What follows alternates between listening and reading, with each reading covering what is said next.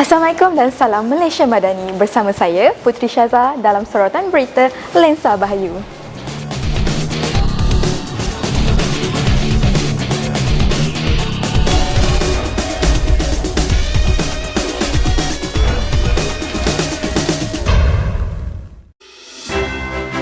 Pada 9 Disember 2025 yang lalu, bahagian hal undang-undang telah menganjurkan sesi taklimat penerangan dan lawatan tapak bagi sistem Recording Voice to Text RVT Fasa 2 melibatkan projek pembinaan mahkamah baru di bawah seliannya.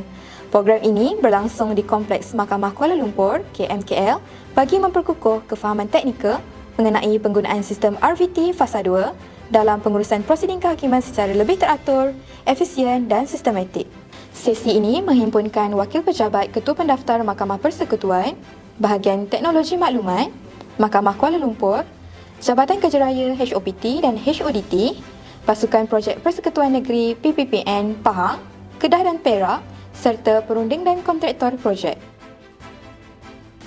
Peserta turut diberi penerangan mengenai penambahbaikan dan perbezaan ketara antara Fasa 1 dan Fasa 2 dari segi kecekapan, peningkatan teknologi dan kesesuaian aplikasi di mahkamah.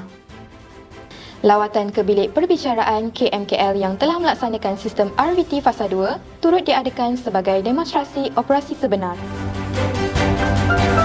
So, matlamat untuk kita ada sesi taklimat dan lawatan tapak tadi adalah untuk kita memperoleh pemahaman menyeluruh tentang sistem RVT Fasa 2 dan apa perbezaan dengan sistem RVT Fasa 1 dan apa equipment yang diperlukan dalam mengkonfigurasikan agar bila terhasilnya mahkamah nanti, jadi end user boleh menggunakan mahkamah ini sebaik mungkin dengan aplikasi-aplikasi yang memang sebaik-baiknya yang diperlukan saja. So yang untuk objektif taklimat kita kepada hari ini adalah untuk memberi penerangan kepada peralatan itu sendiri. Maknanya peralatan yang digunakan di bilik bicara tu.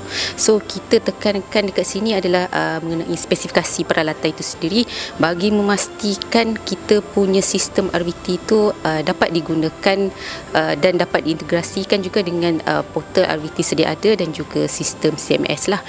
Melalui pendedahan ini, Bahayu yakin maklumat teknikal yang diterima dapat menyokong perancangan, penyelarasan dan pelaksanaan projek pembinaan mahkamah secara lebih teratur serta menepati standard kehakiman negara.